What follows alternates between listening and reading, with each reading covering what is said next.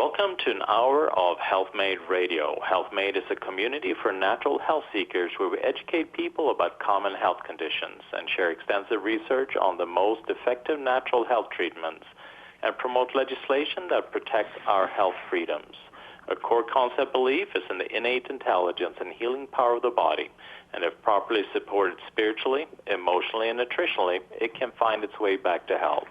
HealthMade Radio will bring information from integrative health experts throughout the world. Check us out at healthmade.co. Health is what you make it. Today's guest is Dr. Ralf Kleef. Ralf Kleef is one of the world's leading experts in immunotherapy with experience spanning decades. He has worked with the National Institute of Health and Memorial Sloan Kettering and received honors from Cancer Research Institute. Dr. Kleef is featured in the recent Moss Reports film, Immunotherapy, The Battle Within. Dr. Kleef, it's such an honor to have you on the show, and you've done so much work in this area, so I'm really excited to talk about it today.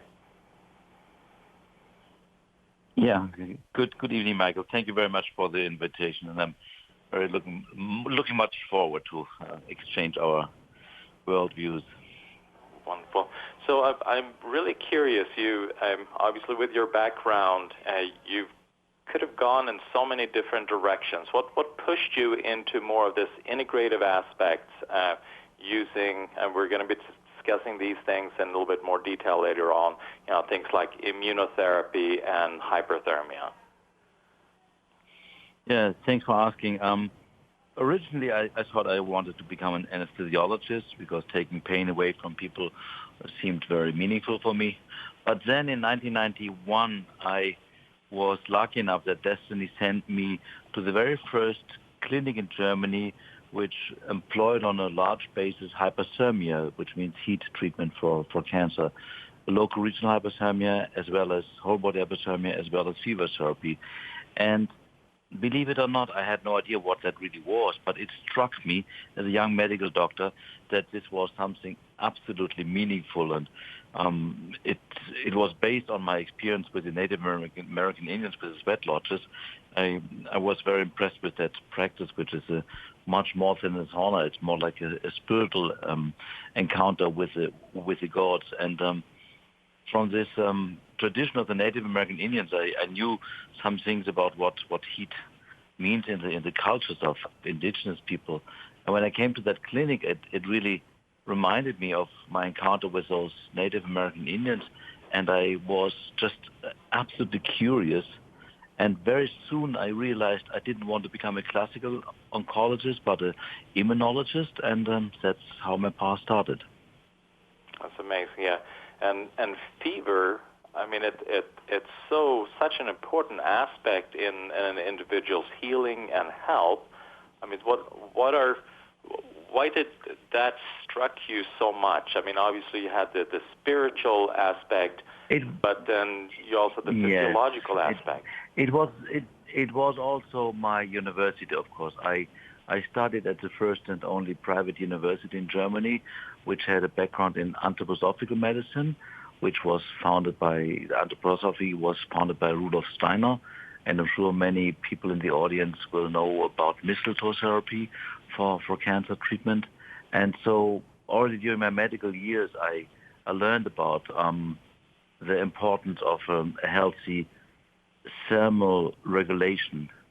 And there's a very interesting aspect with fever, and that is if you ask 10,000 cancer patients, hey, when did you have the last time a fever in your life? 9,990 would tell you, fever, I have no idea what you're talking about. So I look at fever as a bodybuilding for the immune system. And I think the reason why we don't really have any fever anymore is because of three reasons. Number one is we completely over-vaccinate our children. That's a topic for a whole other series to talk about, but I think that's much too much what we do there. Second is the uncritical use of antibiotics by general practitioners and by clinicians as well, where often in viral infections antibiotics are given, which don't help. And third, the deep-rooted fear of every mother or my child has fever, I must give paracetamol or whatever. Whereas fever is the healthy reaction of the body to invading organism, a virus, a bacteria, a fungus, or a cancer cell. And I think when we talk about fever, we must, of course, mention the father of cancer immunotherapy, William B. Cooley. William B. Cooley was a bone surgeon at the Memorial Sloan Kettering Cancer Center, where I, 150 years later, made my, no, not 150 years, 100 years later, made my postdoc in immunology at Sloan Kettering. And he was a young surgeon, aspiring surgeon, and he operated the arm of a young 16-year-old girl who had a sarcoma, and he had to amputate her arm, and 6 months later the girl was dead with lung metastasis. And he was utterly frustrated, and he said, this can't be my life, I'm cutting off limbs and then the people die. So he went into the records of Sloan Kettering Cancer Center and found this famous case of Philip Stein, who had a huge head and neck cancer on the angle of his jaw, lower jaw, and this patient at that time in New York City had a strong feverish infection caused by a erysipelas infection, and with this strong fever, this cancer melted like ice in the sun. And Cooley got, of course, fascinated by this, and he tracked the man down in downtown Manhattan. The guy was still alive 8 years later, and that's how he started the idea to inject heat-activated bacteria into the tumors of patients, the gram-negative and the gram-positive bacterium. And he had, I think, at least 4,000 patients where he could later show, and his daughter showed this, Helen Cooley-Nott, that he could bring a lasting remission of 42% of stage 4 patients. This is absolutely unheard of. So, and even the best medicine of our times cannot come up to what Cooley had achieved. That's incredible. So he actually, it's a certain type of bacteria that he injected, and that would then activate the immune system to go after that cancer? Is that what happened? Yeah, it was a rather unspecific treatment because he was actually after the fever reaction. He understood that obviously the fever was important. He was wise enough to choose two different bacteria, a gram-negative and a gram-positive bacterium, but the word immune system wasn't even existent. Even during my medical studies in 1985, HIV was discovered by Gallo, and then only the textbooks started mentioning immunology more and more. And back at Cooley's time, it was not really studied. We didn't know all what we know nowadays about the immune system. But he knew there was a force in the body which would be able to fight cancer, and that's what he did. And I was lucky enough that in New York City, I found Helen Cooley-Nott, who was the daughter of William Cooley. She was in her 70s already when I met her first, and we became really best friends. And she was actually the one who later introduced me to Dr. Ralf Moss, one of the probably most famous and best medical journalists in America, who wrote, I think, more than 10 books on the phenomenon of cancer, specializing in an unbiased view on integrative cancer care. Yeah, and I remember watching the interview that you did with Ralf Moss, and him making the point that you have a lot of these integrative doctors out there that are claiming all these things, but they don't have the studies behind them like you do. Like the one study, showing I think it's like 131 different patients, and the impact on them with the therapies, the tremendous impact with the therapies that you use. Yeah, that's right. Yeah, the problem with research in cancer that if you detect a promising substance today, and until it comes to the clinic, to the market, you have to invest something like $1 billion and 8 to 10 years of clinical development. The preclinical and then clinical phase 1, 2, 3 trials. So that's unheard of, and there are many programs who try to improve this, but I think it is much too complicated, and we should do something what is more practical, called outcomes research. Later, after Sloan Kettering, I was invited to join a task force for the fever therapy of cancer at the very young Office of Alternative Medicine at the NIH. This was a young office with 25 scientists, headed by Dr. Wayne Jonas, a physician who was a head of staff, one of the leading doctors in the Walter Reed Army Hospital in Washington, D.C., and he was a fantastic strategist. He really formed this group, and I remember then in 1997 he organized a conference called POEMS, which was standing for Prospective Outcome Monitoring Evaluation Program and or systems, and we were a few hundred scientists coming. I took a few of the German scientists who I knew from my former clinics came, and we were discussing how could we circumvent this paradigm of the randomized prospective multicenter clinical trial, which also ethically is very often quite, at least I think, questionable. If I have a substance where we know that it is very, very, very promising, we should find ways how to bring that substance to a license earlier and look really at the experience, at the clinical experience and clinical evidence, which has been done also in the tradition of medicine.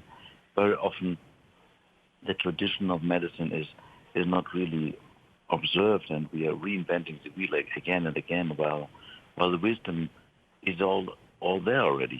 For example, herbal medicine in the Middle Ages. So the whole system, how drugs are being developed nowadays, is quite lengthy and costly. And Wayne Jonas tried to circumvent that. He wrote a couple of books also on the placebo, and he's also on homeopathy. Oh, wonderful! And I know that creates so many different limitations to who is able to bring new knowledge into the market. When it becomes that costly and it takes that long time, and then especially dealing with cancer, we're looking at almost 1 out of 2 to be diagnosed at some point in their life with cancer. So we have, if there is something that is promising, then why not move it to the market faster if it is showing to be safe enough to use?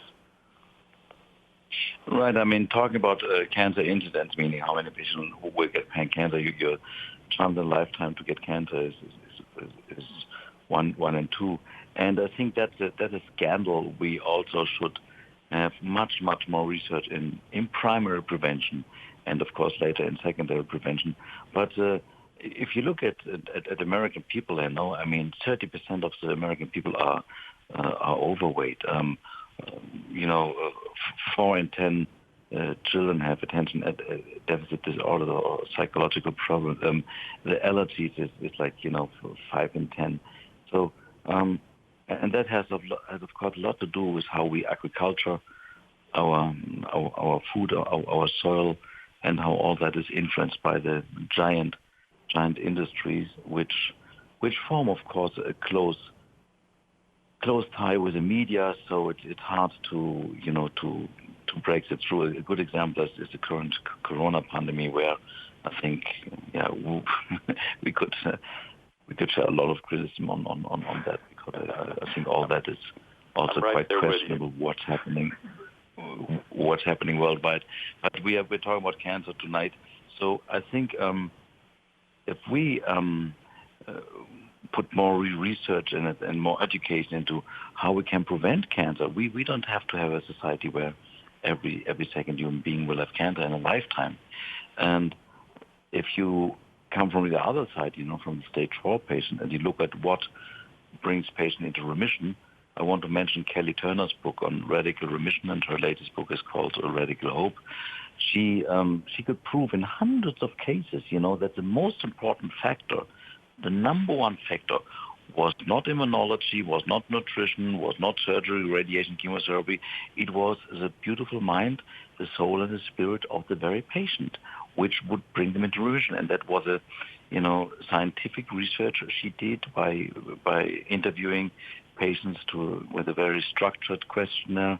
She had a PhD in psychology from New York, and she got world famous with that work, of course, and right so. She deserved it. So I think if we look at how we are living in our societies, and the key word is, do we live our lives, happily? Do we live in a way that we say, okay, our life has a meaning?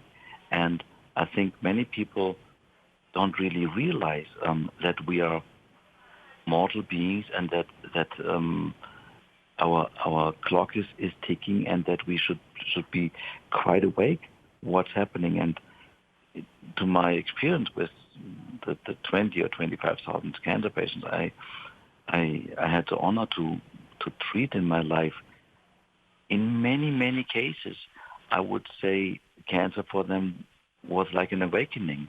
Not everybody awakened, but many people took it as a wake-up call from heaven, and they changed their life, changed their nutrition, changed their exercise habits, changed their stress management, very much so. So I think to talk about cancer and also about cancer immunotherapy has a lot to do about our understanding who are we humans, and how are we living in our societies, and are we creating, loving environment for our children and ourselves.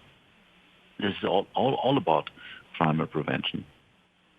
Yeah, I agree. Yeah, and I always, when I talk to people or in interviews, I look upon cancer as a disconnect from the self, and that's why you have these cells that run amok, because you're not connected anymore. You're not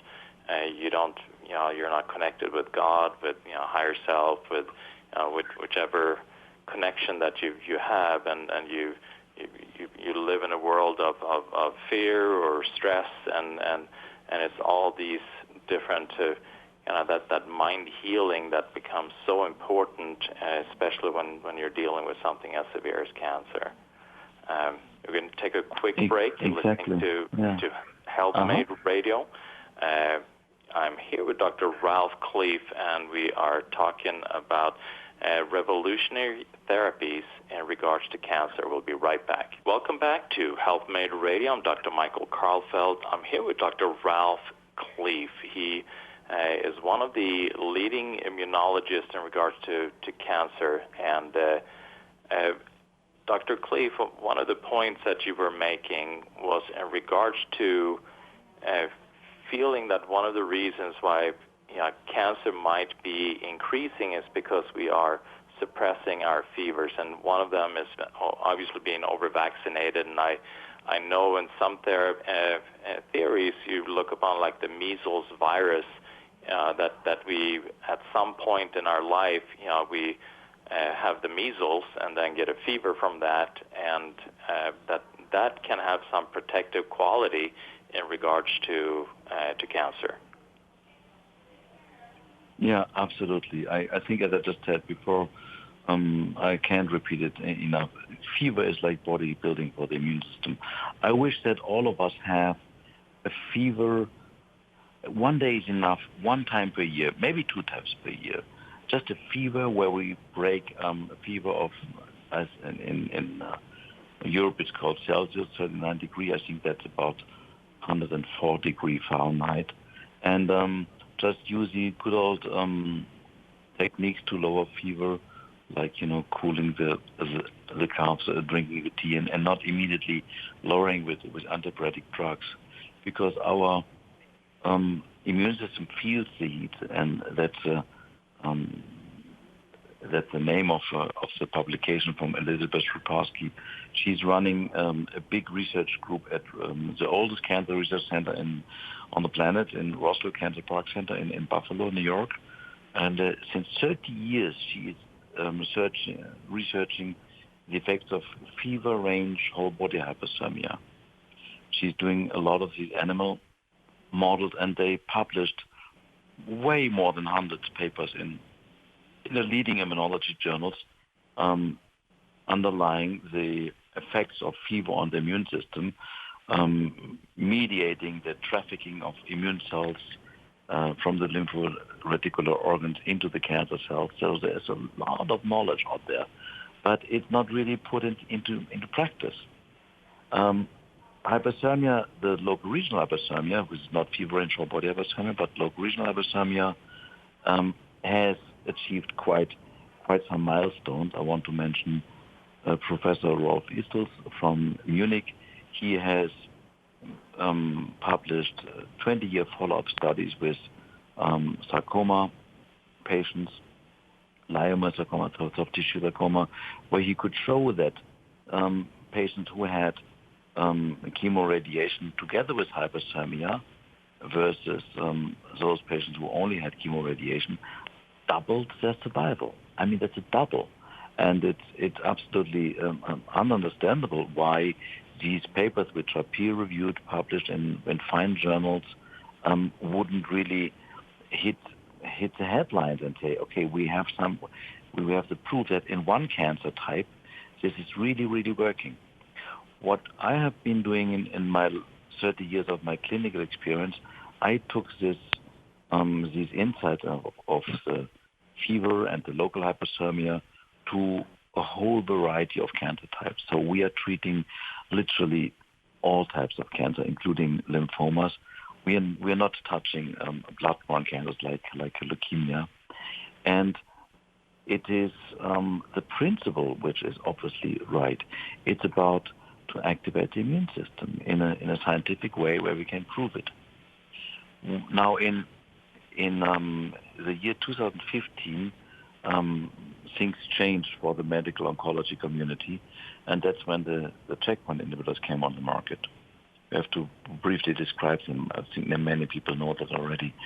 These are, and Jim Allison from America and Hayato from Japan got the Nobel Prize in 2018 for discovering the checkpoint inhibitors.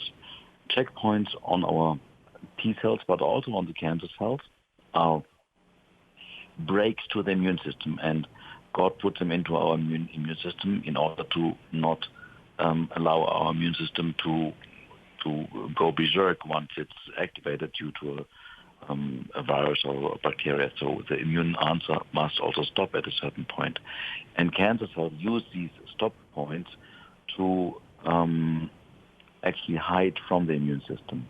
And what these two scientists discovered is that you can block these blocking factors. So it's like inhibiting the inhibitor, breaking the brake, blocks the blocking. So if you apply drugs like, nivolumab, ipilimumab, durvalumab, and all these checkpoint inhibitors, you can activate the T cells to discover that there is a cancer cell. Now, the problem with those checkpoint inhibitors are three main problems. Number one is only about 20% of patients, if at most, benefit from these therapies. So still a majority of patients don't benefit. However, 15 indications like melanoma and kidney cancer, head and neck cancer, and lung cancer and lymphoma, there are licenses, and many thousands of patients have been saved with these treatments. So I don't want to speak too negatively about them. But they don't work so well, 20%. Remember, Cooley was at 42%. The second criticism is because if you combine two different checkpoint inhibitors, like in melanoma, it can be easily up to $500,000 per patient per year. It's nearly as expensive as a CAR T-cell therapy. So that's another criticism. It's very, very costly. And the third point is the most critical, I think, and that are the side effects. The official numbers vary between 1% to 2% of patients are dying because of these therapies. That's like 1 in 2 of 100 or 10 to 20 in 1,000. And the severe side effects where you don't die, but where you have to be hospitalized and get corticosteroids and immunosuppressive drugs are 25%. 25% of patients can have severe diarrhea, life-threatening, can have severe pneumonitis, can have all different kinds of autoimmune diseases. And when those drugs came on the market in 2015, I thought, okay, interesting drugs, but not good enough, too expensive, and too dangerous. So what we do now? And then I had the idea, why don't we combine lower dosages of these drugs with the tradition I came from, which was hyperthermia and fever therapy. And we called in the molecular biologists, really good scientists from Bristol Myers Squibb, which one of the main leaders in the world, very, very big company. And they discussed that with me. They said, nice try, doctor, but we did the animal experience, we did the clinical study, you need 3 milligrams per kilogram body weight every 2 weeks and so on. And I said, wait a minute, why don't we look what's happening in the synergy? And that brings me back to my criticism on clinical trials, because I think in clinical trials you look at one substance and you never really look at synergies, what's happening when you combine things together. And that's what we did. We gave the checkpoint inhibitors in way lower dosages, and we combined it with local regional hyperthermia to induce heat-shock proteins to use the tumor as its own vaccine in the own body, and we combined it with hyperthermia and fever therapy using a drug called interleukin-2. And I think we hit rock bottom. The very first patient was 5-6 years ago. She had disseminated lung metastasis. She had a triple-negative breast cancer. She was a lady from London, and she, after 2 months, showed dramatic response in the lungs, which were wide full of metastasis, and clearing up after 4 months. It was really convincing. 80% of these lung mets were gone, and after 6 months, it was completely gone. So we were very, very happy, and we thought, we developed something what is really working. And the 3 questions I have to myself always when I'm doing clinical work is, number 1, is it safe? Number 2, does it work? And number 3, do we have a mechanism of action? And I must cite a very fine foundation in Belgium called Anti-Cancer Fund. They promote on their homepage, it's a research organization, in God we trust, all others must bring data. So I don't have big clinical studies, but I have the experience of a life as a medical doctor of 30 years, and I can show these cases, and everybody is invited to look at these cases, and we are submitting these cases to peer-reviewed journals. And my big hope and wish is that in Budapest in the future we will be able to do much more research. Yeah, and this is just kind of the span of your work. I mean, we're talking about 20 to 25,000 cancer patients, so it's not just a few here and there. I mean, this is your life, your calling, this is amazing. We're going to take a quick break. We're going to take a quick break. You're listening to HealthMade Radio. I'm Dr. Michael Karlfeldt. I'm here with Dr. Ralf Kleef. We'll be right back. Welcome back to HealthMade Radio. I'm Dr. Michael Karlfeldt. I'm here with Dr. Ralf Kleef. So I know you're submitting this one article that I'm looking at right now in Cancer Immunology, Immunotherapy. So obviously this is a tremendous publication, but you have 131 patients that underwent this therapy, and you've had just tremendous results, with that. So and it's like you're saying, there seem to be 4 factors that you were doing. You were doing the immunotherapy, but you're doing it at a much lower dose, so that it is safe. And then you're doing the hyperthermia, the full body, and then localized hyperthermia, and then also you're activating the immune system, to produce more of a fever with the interleukin-2. That seems to be kind of the main formula that you're using, correct? Yeah, it's actually, if you say it, it's an art. it's a truly individualized treatment approach. So the doctors and nurses in my team have to always be very, very attentive and careful and monitor with monitoring systems, with laboratory evaluation, with radiology evaluation at a given time point. How is a very patient doing? So because safety comes first. So it's a very hard work because it takes a lot of dedication, a lot of manpower to do this.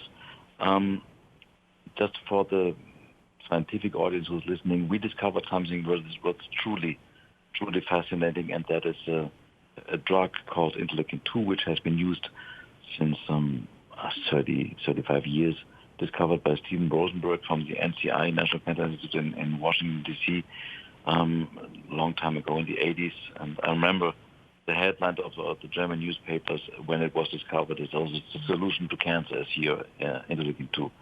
It's been licensed for melanoma, skin cancer, and renal cell cancer only, not for others, because this drug is extremely dangerous. It can and will cause, if you apply to humans, two main side effects, which is vascular leak syndrome and the cytokine storm, just like in COVID-19, the cytokine storm.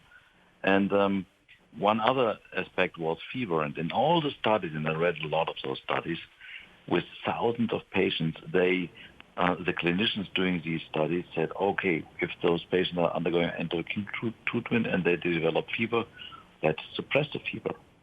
There's one Danish study who looked at melanoma patients who didn't get fever-lowering drugs, and they could actually publish, you can find it in Medline, that those patients who didn't get antipyretics during the IL-2 treatment doubled their survival. But, with all the millions of publications in the internet, this is not really, people don't find it, clinicians don't really see this. But that's what we did. We took this drug, which is a drug which is necessary for T-cell development and T-cell activity, and every single immunology laboratory in the world still today needs IL-2 and the T-cell cultures when you make in vitro work or animal work. And we are using this like a coolie toxin to bring it back to the roots, to the father of cancer immunotherapy. We observe when the fever kicks in, and we monitor very, very closely the velocity of the infusion and the time when the fever kicks in and the steepness of the curve, how the fever is rising. And we developed a lot of clinical skills how to observe the patient to make it safe and effective. And so we tell the patients, your friend is coming, the fever. Hello, fever, my old friend. I've come to talk to you again. The Simon I love it. Yes, song. Yeah, and I say, hello, fever, my friend, and not hello, darkness, my old friend. And that's what we are doing. And at the end of the day, I hope when I leave that planet one day, I will look back at my life and say, yes, we did it. We reinvented coolie. We paid credit to this wonderful, exceptional pioneer of medicine who was the first. It was actually German scientists who discovered it 10 years earlier, but it doesn't matter. Coolie is rightly credited to be the father of cancer immunotherapy. And his daughter, Helen Cooley-Nortz, she received an honorary doctor of Rockefeller University for saving the life of her father. On a typewriter, she wrote 13 monographs, each with hundreds of references. This was before the time of internet. She was an absolutely wonderful lady. She founded the Cancer Research Institute, where Lloyd Old, the chief immunologist of Sloan Kettering, he was my boss during my postdoc there. He was also the director of the Ludwig Institute. This institute nowadays is giving grants to hundreds of scientists every year, studying in immunology. So I think a circle is closing. We are back to the roots, and we are standing on the shoulders of a giant. And the giant is William B. Cooley, who discovered the fever therapy of cancer. Yeah. And we're going to take a quick break. You're listening to HealthMade Radio. I'm Dr. Michael Karlfeldt. I'm here with Dr. Ralf Kleef. talking about hyperthermia, immunotherapy, and how that can be combined to maximize the outcome for cancer patients. We'll be right back. Welcome back to HealthMade Radio. I'm Dr. Michael Karlfeldt. I'm here with Dr. Ralf Kleef. He has an incredible center in Budapest where people, been treating 25,000, originally in Vienna, but now moved to Budapest, treating 25,000 cancer patients with tremendous results using a combination of hyperthermia and immunotherapy and a number of other supportive therapies as well. I'm curious because you mentioned in the interview that it seems like fever therapy, hyperthermia, is such a crucial aspect in dealing with cancer. Why do you feel that there's such a pushback in the United States? It's almost, when I hear other doctors talking about it, they say that, well, it's not enough research, we were not sure, if and it's not being implemented at the level that it should be. Why do you feel that is? That's politics and money. Very easy. This is all about money, and the research is money-driven. And I don't know the numbers exactly, but I think way over 95% of research is funded by the very industries who are patenting these substances, and then they can get the return of investment.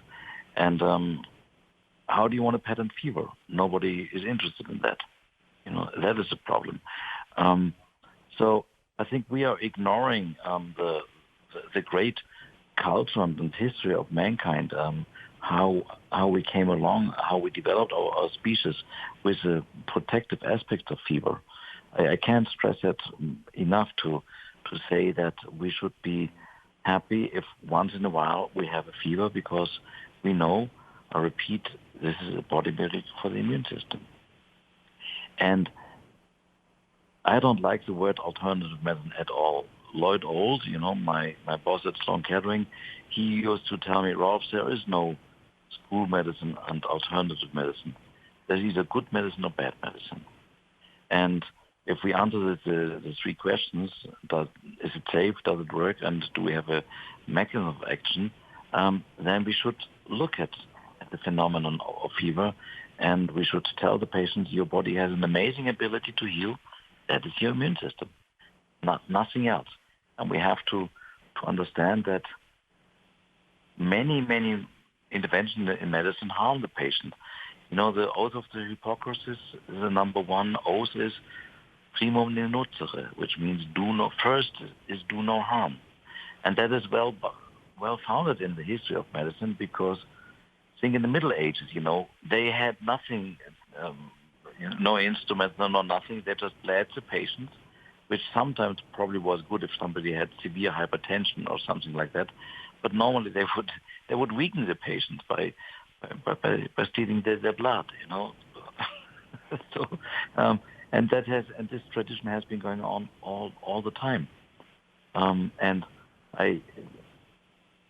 I think that the time slowly is changing, that normal people, not the scientists, but the normal people are awakening more and more towards what I would call a really intuitive, healthy lifestyle, including nutrition and stress management and love to oneself and to each other, bringing down this catastrophic number.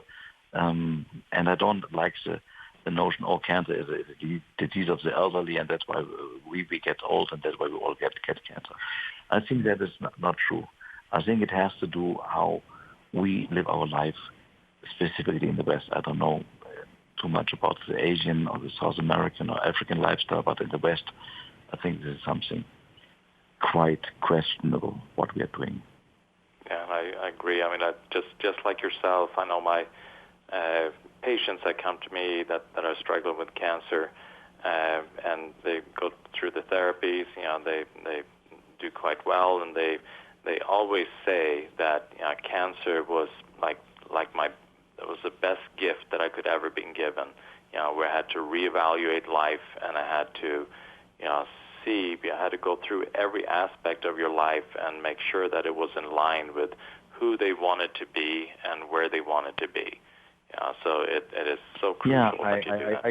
I couldn't agree more. I don't wish anybody the cancer, and specifically if you look at children's cancer, that's when I become very silent because I don't have any explanation for that. This of course is always has to do with the family. Nobody is to blame for the cancer, but we must understand that once we have the diagnosis, we have the chance to significantly improve our prognosis, either to get remission or to, prolong our progression-free survival by our own attitude, by the way how we are living our life. And, I don't know whether you know the story of Diana Wright. She's another nearly 10 years cancer survivor. She just made a film who got many awards, Unbelievable Life of Mrs. Wright. She was a nurse and she was diagnosed with stage 4 ovarian cancer. She came to me and the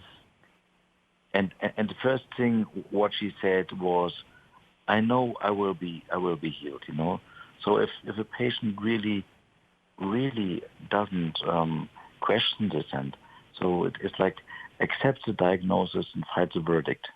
And I think many times doctors are using very wrong wording towards the patient and tell them straightforward, you're incurable. On my homepage, you will find a book on Terry. Terry Ma he made his story publicly.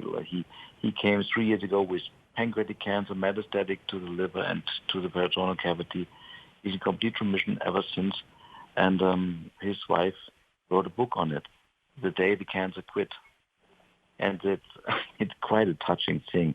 This book has the first chapter, and the chapter that says how a name can mean so much.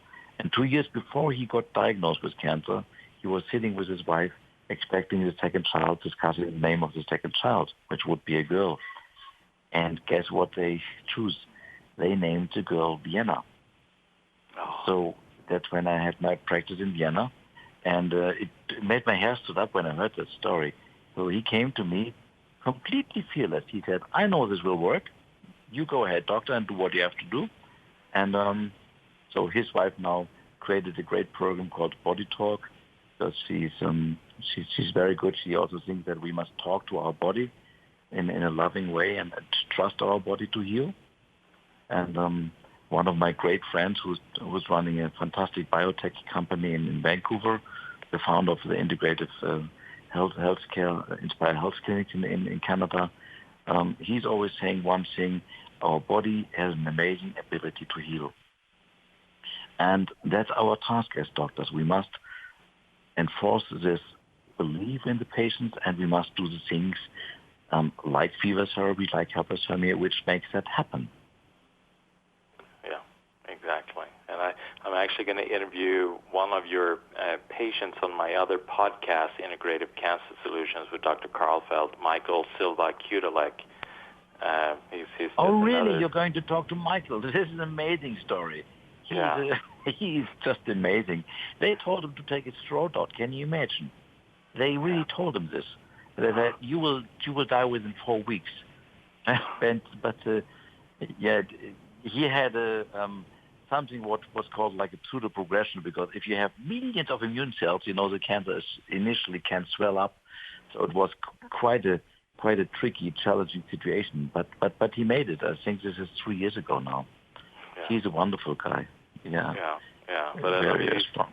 It's just to show that the powerful stories that you get to be part of by moving these kind of unique therapies forward and doing it all in this kind of integrative aspect where you bring the best of all worlds, where it's not just that you do herbs or meditation, but you bring also what is the best in the Western medicine as well, and combine that, and it's that synchronicity that you're talking about, how they all work together in order to create the effect. It's not just this one drug that does it, but it's how you combine them in the appropriate way. Right. And one more word about Budapest, why we choose her. First of all, I'm married to a wonderful Hungarian. She's a fantastic nurse, but that was one reason, of course. But then there's the famous Semmelweis University, and they have a genuine interest in what we are doing, a genuine interest in hyperthermia. So the scientific surrounding in Budapest, Hungary, is just fantastic. We're very, very happy to be there, and hopefully sometime later we can meet again, and I will tell you about our research efforts. I would love that. I would have to. Is there anything like you elsewhere in the world? I mean, you seem to be quite unique with how you brought all these things together. There are some fringe Mexican cancer clinics who try these things with a coolitoxin, and of course, I mean the world of immunology, oncoimmunology, is huge. I'm not the only one. We are tens of thousands of scientists who are doing preclinical and clinical work. So I would never say that we are the only one being unique. We, I think, are unique in the way that we really think we are standing on the shoulders of William B. Cooley, the founder of cancer immunotherapy, but so are many others as well. So I think what makes us special that we had the chance to develop a very complex synergistic program. Many clinics, clinicians, and universities, including the big shots like Mayo and Sloan Kettering and MD Anderson, they are more looking at single substances. And what makes us probably unique is that we try to combine different approaches in order to activate the immune system. Yeah, exactly. And using things like using meditation, using nutrition, using things like mistletoe, other IV nutrition. Using all these in combination so that when people come to you, right, they get all these aspects that are available to them in order to maximize their treatment. Right, and I want to mention one more thing. When I was a very young medical doctor, this is exactly 30 years ago when I entered clinical oncology, I wrote a small letter to the editor of the German Ärzteblatt, the German doctor's paper, and I said, the most important thing in the first diagnosis of cancer is that at the time of the first diagnosis, immediately we as doctors must prevent this big shock, the shock wave, which goes right through the body of a very patient, and immediately actually embrace him, and like a mother would take a baby in the arm and say, hey, don't panic, don't worry, everything will be good. There are ways to treat this with classical medicine, integrative medicine, and whatnot. So in the very first moment, I think it is extremely important that we don't let this shock and this negativity, this dark wave, sweep through the patient. If we can prevent this, we have a chance to bring the patient into remission, whatever cancer it is. Yeah, and recognizing, like you're saying, what you're doing is that you're creating a trauma, if you're presenting it in the wrong way. And that trauma is going to be, it's going to suppress the immune system and make it harder for that individual to heal. So to do everything that you can to minimize that impact so that you can have the patient in a healing state instead. Right, and the way to healing is highly individualized. Some patients will start meditating, some will start yoga, some will start changing the job, some will start doing completely different things in their life. But what I witness is that most patients who do it, who heal, take a proactive role. They're not just sheep who are being slaughtered, but they are really taking an active attitude, and they fight for their life, and they know that everything will be good. Yeah, exactly. Yeah, like the radical emission that you're talking about. Well, Dr. Kleef, this is. Go ahead. Radical Hope. It's Radical Hope. Her latest book is now called Radical Hope. She's very special, wonderful. And I don't want that cancer patients read 20, 30 books on cancer. I mean, read the Radical Remission book and read one book on nutrition, and that's it. And otherwise, enjoy your family, enjoy your pets. If you have cancer, don't have a dog yet, get a dog. That's the best companion in the world. Okay. I love it. Well, thank you so much, Dr. Kleef, for spending the time with me and for the work that you're doing. I really appreciate that. Very, very good. Thank you very much for inviting me. And the case of Michael, I have published recently. I don't know whether there's a publication yet, but you can read it up. Oh, well, do you have the publication? I'm sorry. Do you have the publication with this vocal cord cancer which went into remission? I just published it. It was accepted in a peer-reviewed journal. Oh, I can send it to you. Yes, I would love that. I don't have it. Okay, I will share that with you. I'll send it tomorrow. Yeah, thank you also for your great work, what you're doing. Thank you for this radio show. I think you're doing great work to educate people on the power of healing. Oh, well, thank you so much. That is it for today. You're listening to HealthMade Radio. Remember, check us out at healthmade.co. Health is what you make it. Is what you make it. Is what you make it. Is what you make it. Is what you make it. Is what you make it.